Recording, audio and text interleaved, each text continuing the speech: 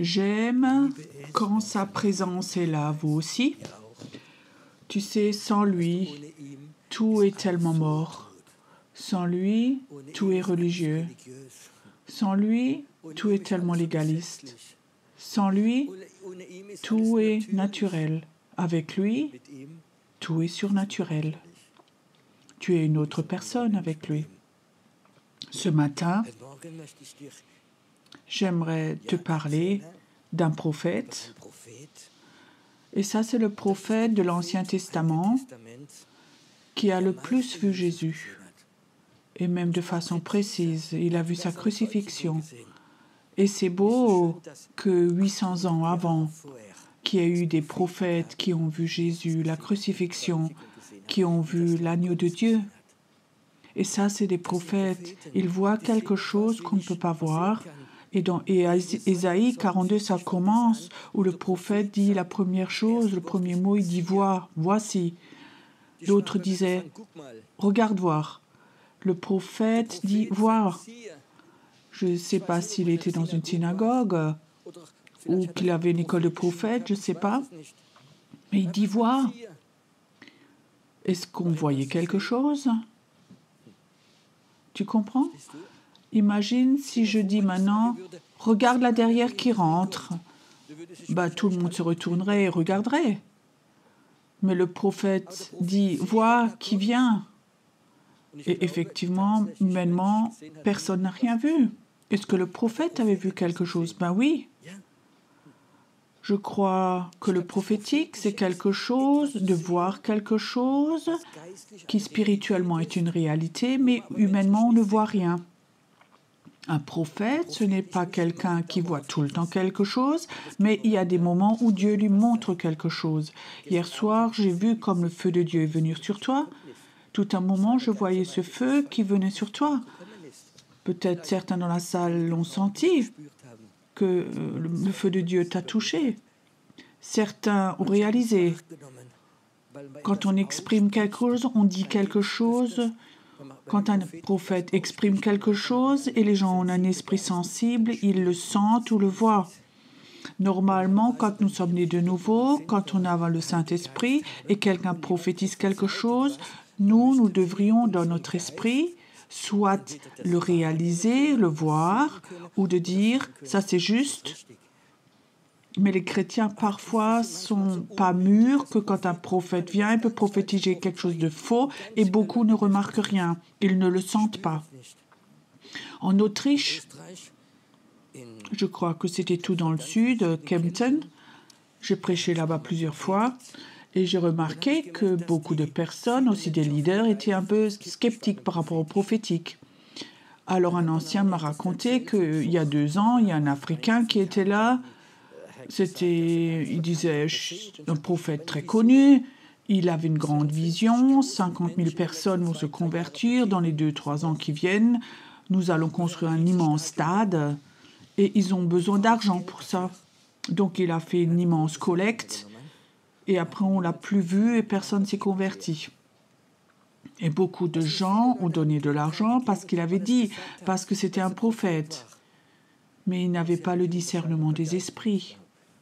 Aussi les leaders, si eux, je voulais dire, s'ils avaient été sensibles, ils auraient vu que ce n'est pas une parole prophétique, mais que c'est quelqu'un qui voulait se remplir les poches. Ils auraient dû aller devant et dire « assieds-toi, tu es un prophète qui veut que l'argent des Autrichiens ». Où les gens ont donné de bon cœur, même beaucoup d'argent pour ce projet, mais ça ne venait pas de Dieu. Et beaucoup de gens ont suivi parce que quelqu'un a dit quelque chose. Et mon souhait le plus profond, c'est que chacun d'entre vous que vous ayez une telle relation avec le Saint-Esprit que vous puissiez dire ça c'est de Dieu et ça c'est pas de Dieu. Ne crois pas ce que Pierrot vous raconte si vous n'avez pas de confirmation du Saint-Esprit.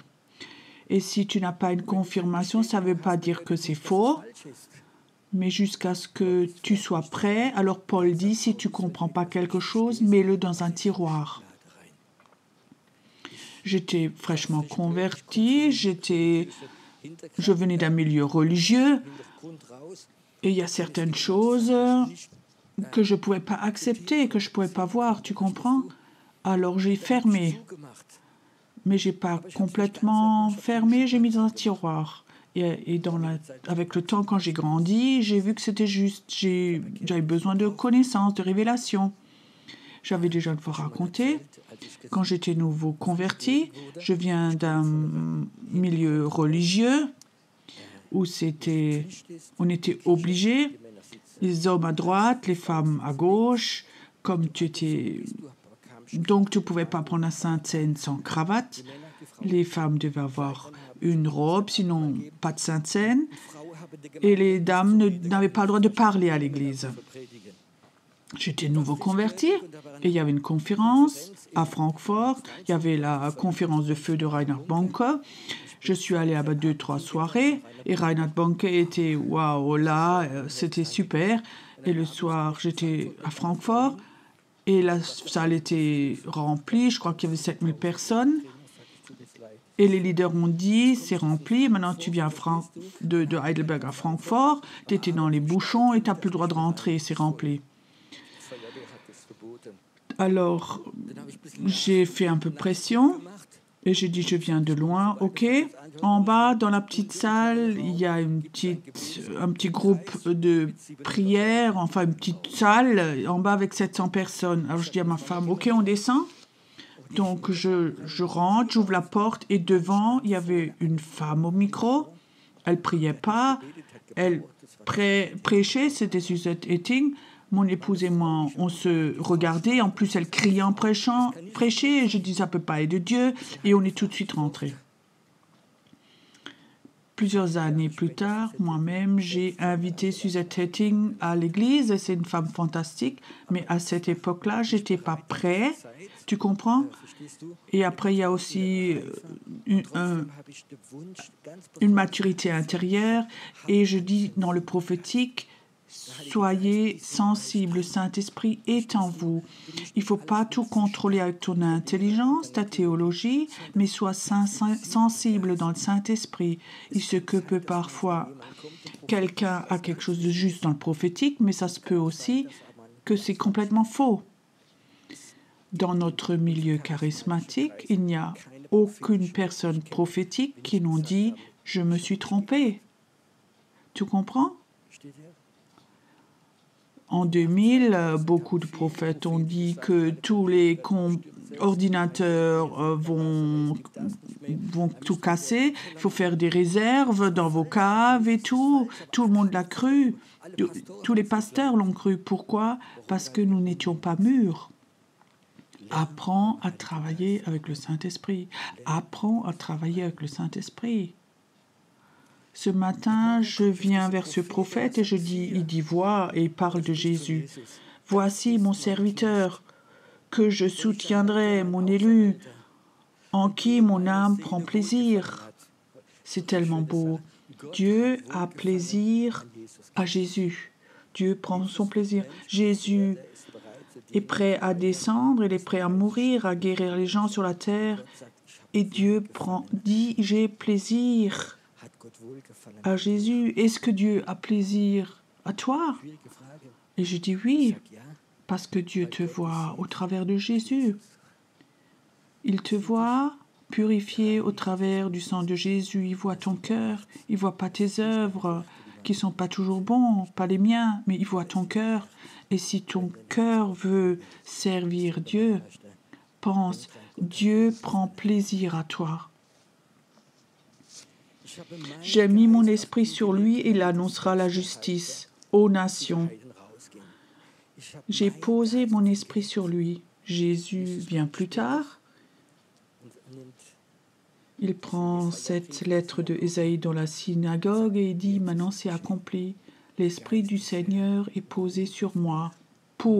Ça c'est important, la main de Dieu est posée sur toi pour glorifier Jésus, guérir les malades, amener une bonne nouvelle. Nous sommes des messagers de Jésus-Christ, nous sommes des messagers pour lui. Est-ce que l'Esprit du Seigneur est posé sur toi? Tu comprends? Pour moi, c'est la chose la plus importante. Ça ne m'intéresse pas si que tu as étudié la théologie, 3 ans d'école biblique, que tu as un titre de docteur, que tu peux super bien parler comme un prof. Ça ne m'intéresse pas. Ce qui m'intéresse, c'est est-ce que l'Esprit du Seigneur est posé sur toi? Tu comprends? Tu peux être au chômage, tu peux être plein de choses, avoir fait faillite, tu peux divorcer, tu es cassé et l'Esprit du Seigneur est posé sur toi.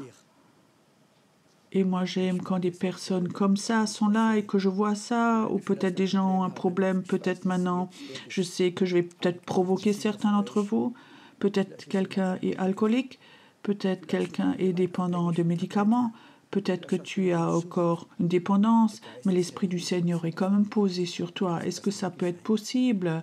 Et l'autre à côté, un super chrétien, un chrétien modèle, le chouchou du pasteur. Et l'Esprit du Seigneur n'est pas posé sur lui. Est-ce que quelque chose comme ça peut être possible? J'ai vu que l'Esprit du Seigneur était posé sur des gens complètement rebelles. À l'église, nous avions un jeune homme, il venait du milieu. Pendant des années, il travaillait dans le milieu. Il avait une rencontre avec Jésus. Mais après, avec son passé difficile, c'était un rebelle. Et tout ce que je lui disais, écoute, tu pourrais faire ceci ou cela, tu peux venir là. Non. OK? Au début, j'étais choquée. OK, j'ai rien dit, je suis rentrée. Ça ne durait pas une demi-heure. Il appelle, pasteur, tu as raison, je viens. Pourquoi? J'ai vu, avec son passé et tout, l'Esprit du Seigneur est posé sur lui. Tu sais, l'Esprit du Seigneur voit ton cœur. Il ne voit pas tes œuvres, il voit ton cœur. Si tu as un cœur qui aime Jésus, qui dit « Jésus, j'aimerais tout faire pour toi. Jésus, je te remercie que tu m'as accepté comme je suis. Merci Jésus que tu as pardonné mes péchés. Jésus, je t'aime. Je suis complètement cassé encore. J'ai tellement de manques encore. Mais je t'aime Jésus. » L'Esprit du Seigneur est posé sur toi. L'Esprit du Seigneur est posé sur des personnes qui aiment Jésus. Est-ce que tu aimes Jésus? Tu comprends? L'Esprit du Seigneur veut être posé sur toi si tu t'acceptes et si tu t'aimes toi-même. Si tu es en communion avec l'accusateur des frères et tu lui crois plus qu'à Jésus, alors l'Esprit du Seigneur ne peut pas rester longtemps sur toi. Il se retire et il attend jusqu'à ce que tu aies de nouveau compris que lui t'a accepté comme tu es. Alors l'Esprit du Seigneur vient sur toi avec tes fautes, avec tes manques. Mais il voit dans ton cœur, tu aimes Jésus et tu lui crois plus qu'à l'accusateur des frères. Alléluia. C'est beau ce que ce prophète avait tout vu. Après, il parle encore de Jésus. Il ne criera point, il n'élèvera point la voix et ne la fera point entendre dans les rues. Il ne brisera point le roseau cassé et il n'éteindra pas la mèche qui brûle encore et il annoncera la justice selon la vérité. Il va amener la justice. Hier soir, j'ai parlé de la justice de Jésus. C'est quoi la justice de Jésus? C'est la grâce, l'amour de Dieu amène les gens à se convertir. Je suis prêt à pardonner. Il y a la belle histoire de la Bible que j'aime plus que tout. Cette histoire c'est les pharisiens. Donc on leur ramène une femme qui a commis l'adultère et la loi dit elle doit être lapidée. Et les pharisiens, ils ont le droit de la lapider. Et après, ils veulent piéger Jésus. Jésus, toi, qu'est-ce que tu dis? Et Jésus dit cette fameuse phrase, le premier qui n'a pas commis de péché, jette la première pierre. Imagine Qu'est-ce qui se passe dans la prostituée, celle qui a commis l'adultère? Tous les pharisiens sont là, ils ont les pierres, ils sont prêts à la lapider.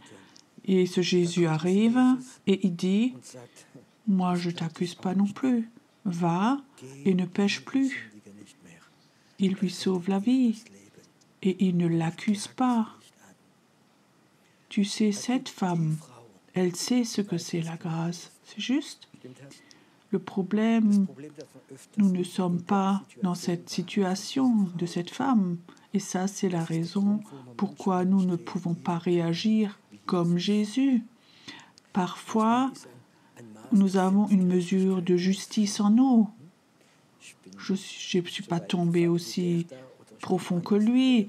Et lui n'a pas encore réussi. Moi, j'ai déjà réussi ceci, cela. Et on oublie parfois cette mesure de grâce. L'histoire de cette femme qui a commis l'adultère, qui a mérité la mort, elle a reçu cette grâce. C'est fantastique. Maintenant, quelle justice voulons-nous avoir? Le légalisme ou la charia? Hier soir, j'en ai courtement parlé. La charia, c'est tout simple, ça a des avantages. Quand tu as volé, on te coupe la main. Après, tu ne voleras plus. Sans bas, c'est difficile. Et si nous faisons la charia, nous l'appliquons en Allemagne, je suis sûre, nous aurions beaucoup moins de vols. Ok, c'est le pyrolégaliste qui parle maintenant, mais notre église n'est pas loin du centre commercial où il y a beaucoup de magasins.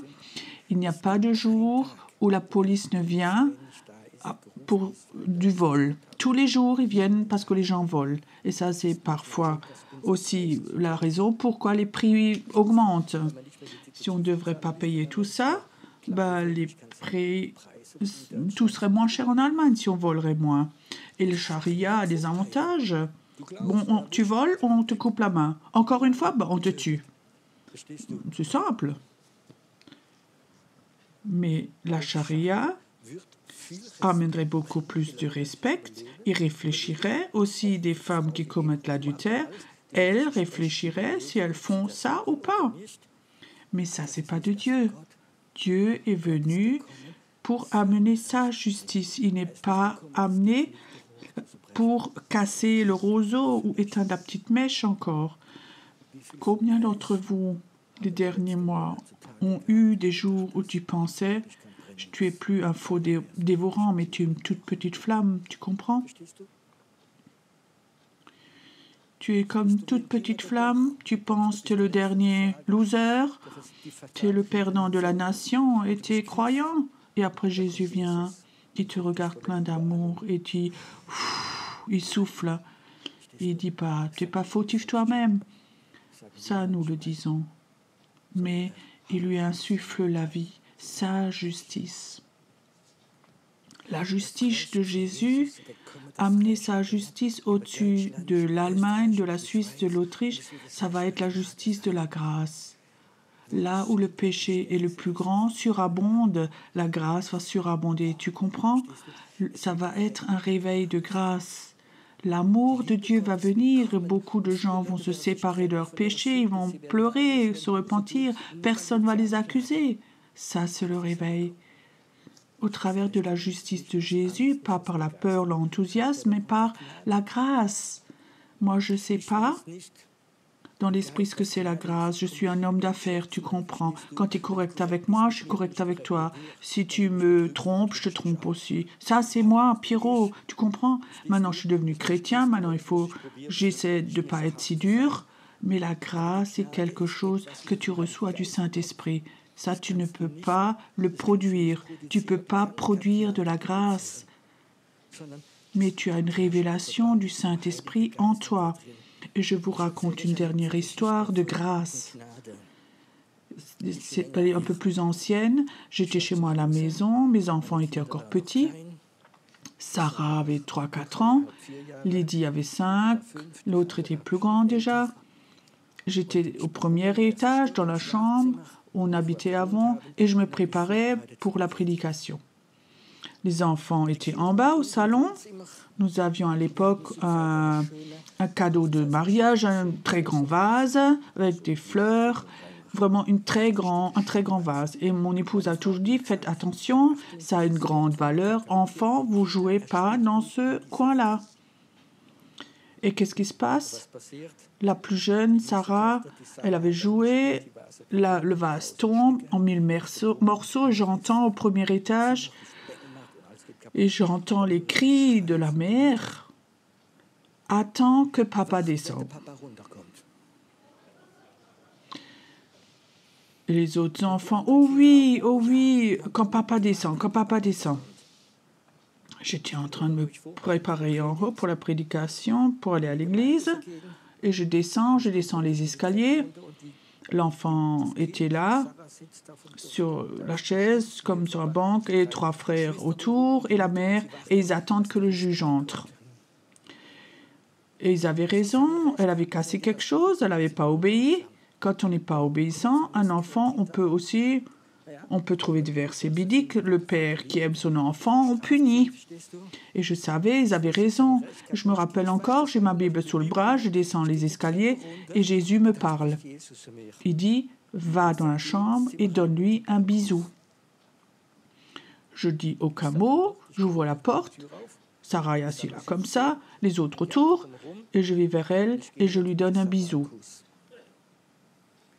Sarah, elle avait 3 ou 4 ans, et je peux te dire, au même moment, elle savait, ça c'est la grâce. Elle savait, donc le jugement est passé, les autres m'ont regardé, choquée, maintenant elle reçoit un bisou de papa, elle a cassé ça, mon épouse aussi, tout le monde me regardait, j'ai rien dit du tout, et on dit maintenant on va à l'église. On est à l'église, et en cours de route, le Seigneur me dit, tu prêches ce soir que sur mon bisou. Le bisou de la grâce. Qu'est-ce qu'on doit prêcher sur le bisou de la grâce? Alors j'ai commencé de ce bisou de grâce de Jésus. Je ne sais pas pourquoi, mais il y a quelque chose qui est rentré dans la salle. Il y a comme une gloire de Dieu, de grâce qui est venue dans la salle. Et après j'ai fait un appel et j'ai dit, les personnes qui vivent sous condamnation, ils ont besoin de ce bisou de la grâce, vous venez devant. Je crois que j'ai jamais embrassé autant d'hommes que ce soir-là. Mais quand je les ai embrassés, ce bisou de la grâce, ils se sont brisés. J'ai jamais vu pleurer autant d'hommes par terre, ils se sont effondrés. Et c'était tellement fort, la présence de Dieu. Un jour après, un de ces hommes me téléphone. Il dit, Pierrot, j'avais un gros problème, je voulais même quitter l'église, j'avais un grand problème avec des personnes d'autorité. J'ai tellement été oppressée par mon père, j'ai tellement vécu des choses graves. Et quand tu m'as donné ce bisou, tout est parti. Des années, cette oppression, ce rejet, cette peur, tout est parti, c'est devenu une autre personne. 10 ans plus tard, j'étais en Guyane française, Amérique du Sud, et j'ai passé une journée avec le Seigneur. Et le Seigneur a commencé à me montrer des choses. J'ai 4 enfants, et Sarah, c'est celle qui est le plus prophétique. Et je sais, un jour, elle va être une grande prophétesse. Et le Seigneur me disait, tu vois, ce prophétique que tu as va être très fort sur ta fille. Tu sais, Pierrot, pourquoi? Parce que tu étais prêt à lui donner le bisou de la grâce. Je l'avais compris. Ce bisou de la grâce de Dieu, il te donne la capacité d'aller dans le prophétique. Quand les prophètes ne reçoivent pas ce bisou de grâce de Jésus, ce ne sera jamais des vrais prophètes, parce qu'ils vont prophétiser la mort. Il y a un certain temps, dans le bureau, une femme était là de Karlsruhe et cette femme pleurait au téléphone. Elle ne pouvait presque pas parler. Après un moment, elle s'est calmée, elle racontait, il y a 2 semaines, elle était à Karlsruhe. Un prophète d'Afrique était là. Et elle avait emmené son fils la première fois, il est dépendant de la drogue. Il l'a appelé devant. Et il a dit, si en l'espace de 3 jours, tu n'arrêtes pas de prendre des drogues, Dieu va te laisser mourir. Cette femme m'a appelé. Elle aimait son fils. Et il n'a pas arrêté de prendre des drogues ou il n'arrivait pas. Cette femme était persuadée, il avait 18 ans, qu'il allait mourir. J'ai dit à cette femme, écoute, au nom de Jésus, je brise ces paroles. Elles ne sont pas de Dieu. Ça, c'est peut-être un homme qui avait un don prophétique, mais il n'avait pas reçu le bisou de la grâce.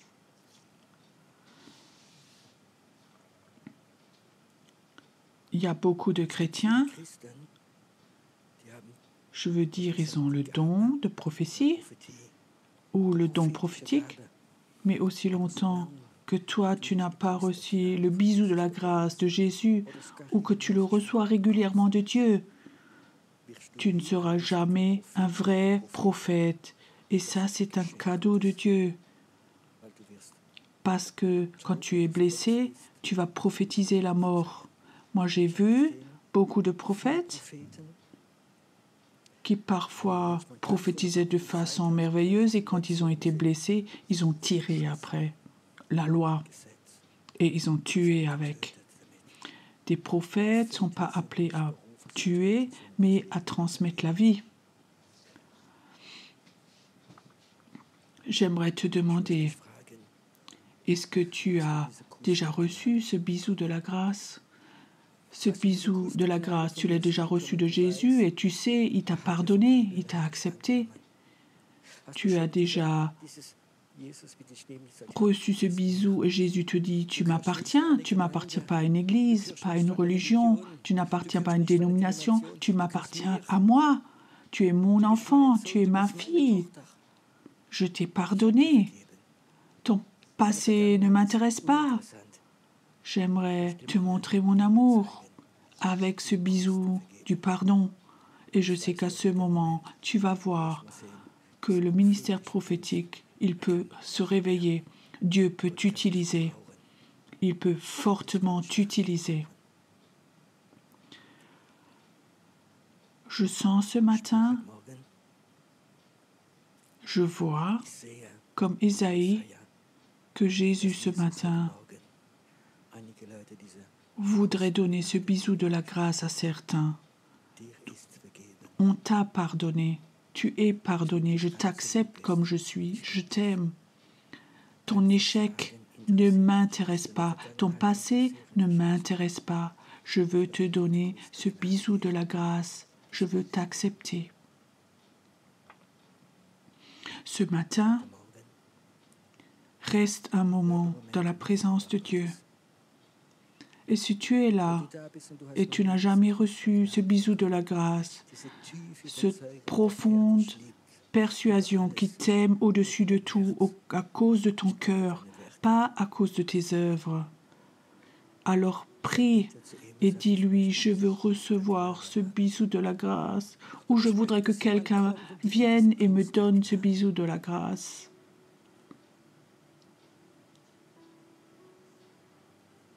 Reste un moment dans la présence de Dieu et reçois. Et si quelqu'un est là ce matin et il a ce désir dans son esprit, vraiment ce désir profond d'aller vers quelqu'un et de donner le bisou de la grâce, alors lève-toi et va vers quelqu'un avec plein d'amour et dire, ce matin j'aimerais te donner un bisou de la part de Jésus, un bisou de la grâce. J'ai vécu parfois dans les évangélisations que je suis allée vers quelqu'un d'un croyant et je lui ai donné un bisou. Et la nouvelle naissance est venue parce que l'amour de Dieu a coulé. Ayons un moment où nous restons maintenant dans la prière et après une douce adoration.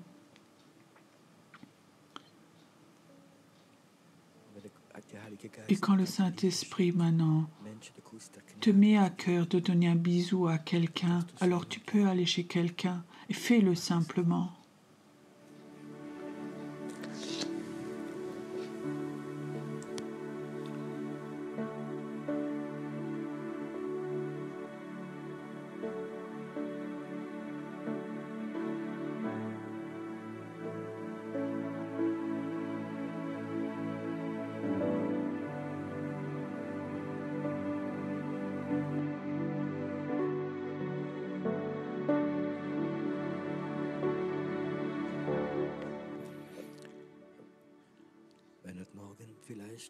Si ce matin, des couples sont là, où l'homme ou la femme voudrait donner ce bisou de grâce comme le pardon, comme signe, fais-le aussi.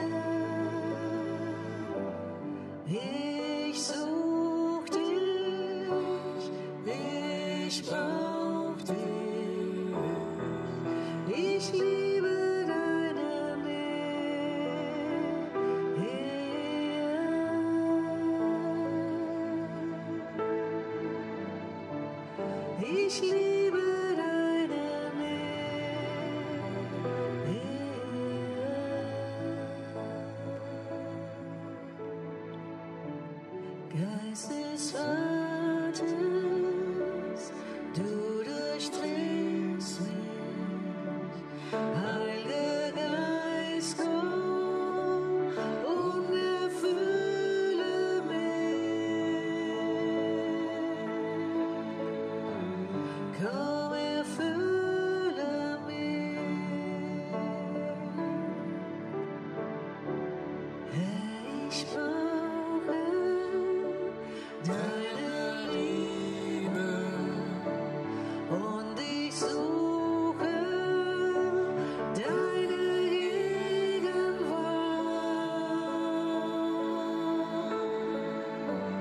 Komm, erfülle mich,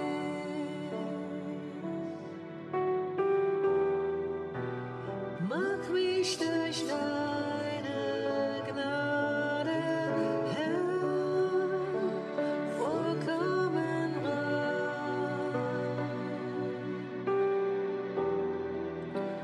Lass deine Liebe wieder neu in mir sein. Ich such dich, ich brauch dich, ich liebe deine Nähe. Ich such dich, ich brauch dich, ich liebe deine Nähe.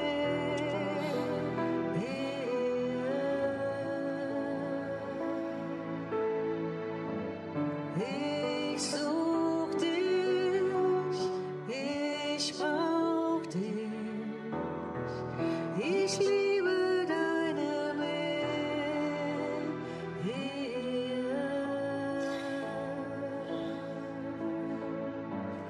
Ich such dich, ich brauch dich, ich liebe deine Nähe.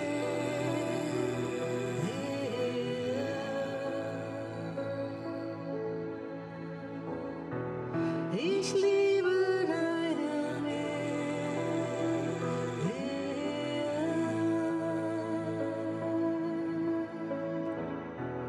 Ich liebe deine Nähe.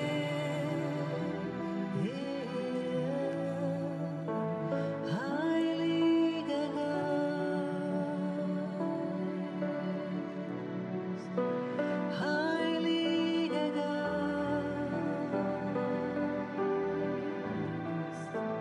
Heiliger Geist, Heiliger Geist,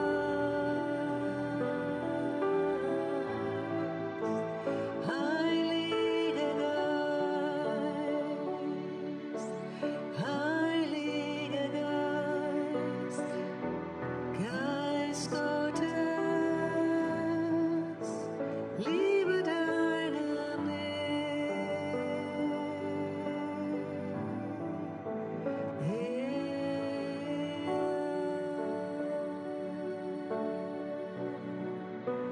Liebe deine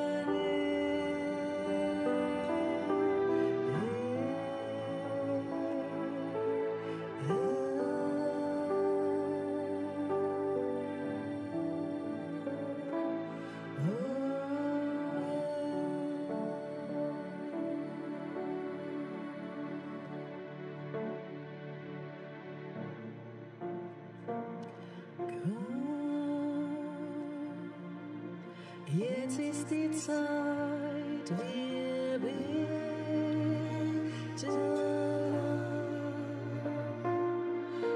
Komm, jetzt ist die Zeit, gib ihm dein Herz und komm, so wie du bist und bete.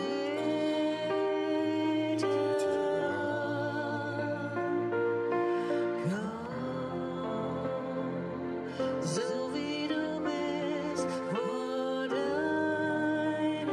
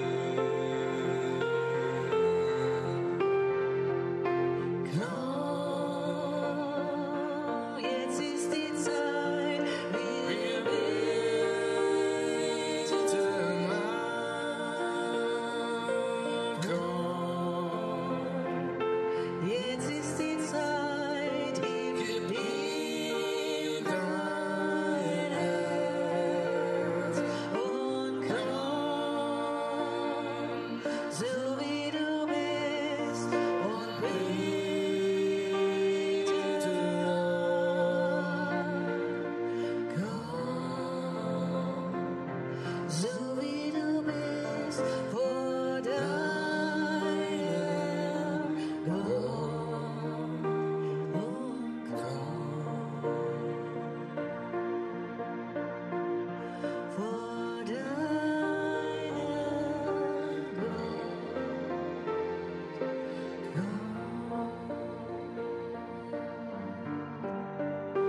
vor deinem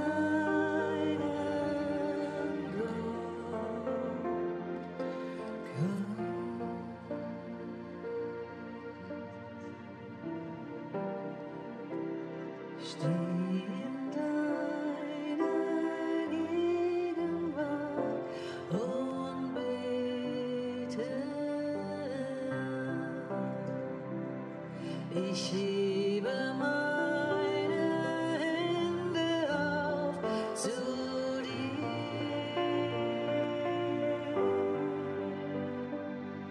Ich fühle so viel mehr, als ich jetzt sagen kann. Drum sing ich los dies eine Wort zu dir.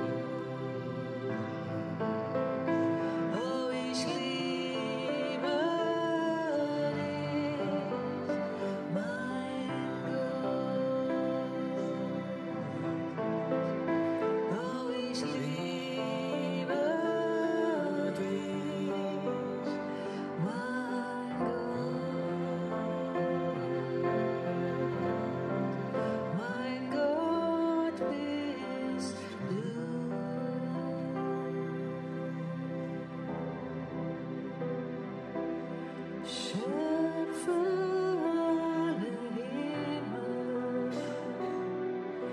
der die Welt gemacht. Dein größtes Werk hast du in mir vollbracht.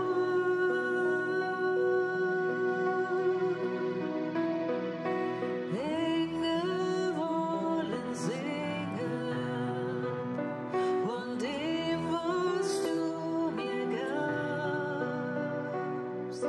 Liebe, die niemals ein Ende hat. Nur in dir, o Herr, erfüllt sich mein Gebet. Die Worte, die mein Herz nur sagen kann.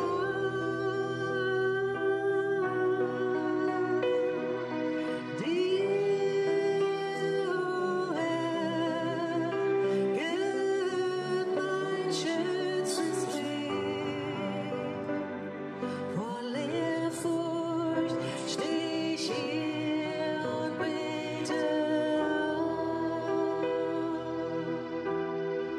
nur in dir, o Herr, erfüllt sich mein Gebet. Die Worte, die mein Herz nur sagen kann.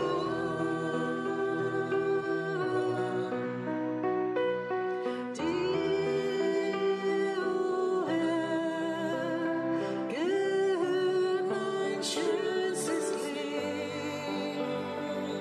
Voll Ehrfurcht steh ich hier und bete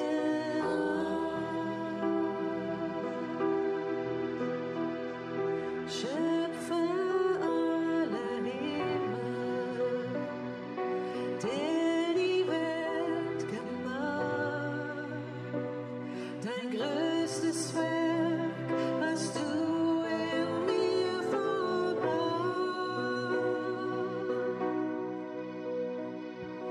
Engel wollen singen von dem, was du mir gabst.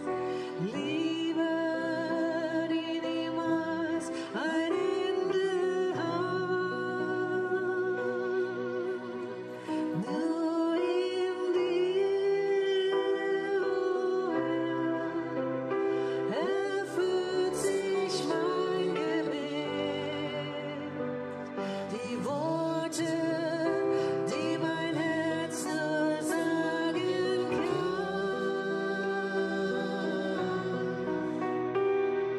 Dir, o Herr, gehört mein schönstes Lied. Voll Ehrfurcht steh ich hier und bete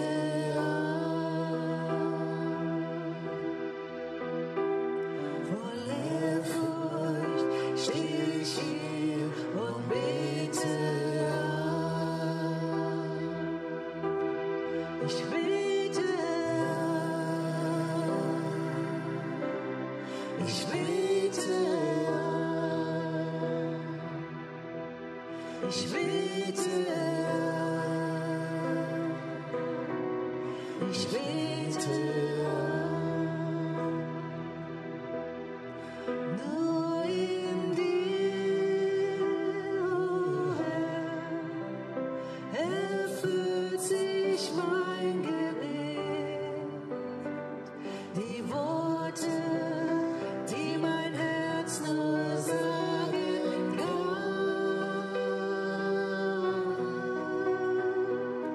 Dir, o Herr, gehört mein schönstes Lied.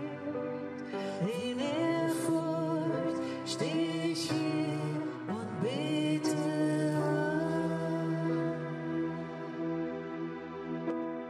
In Ehrfurcht steh ich hier und bete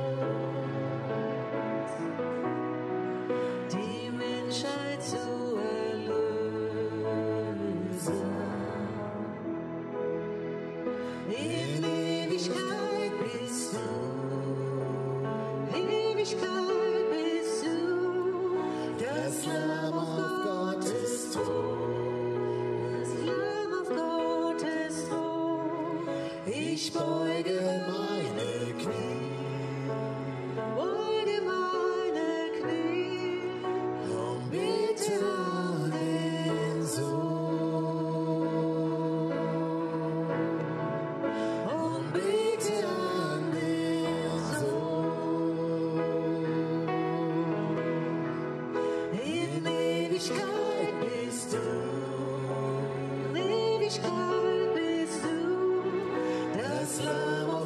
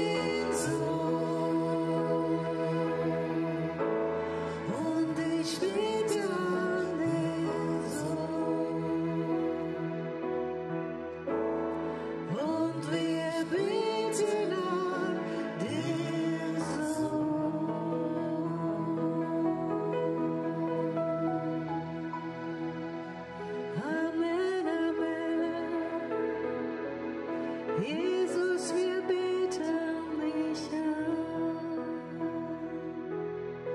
Amen, Amen.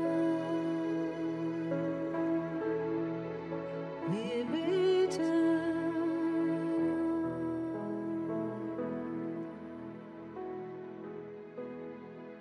Amen. Amen.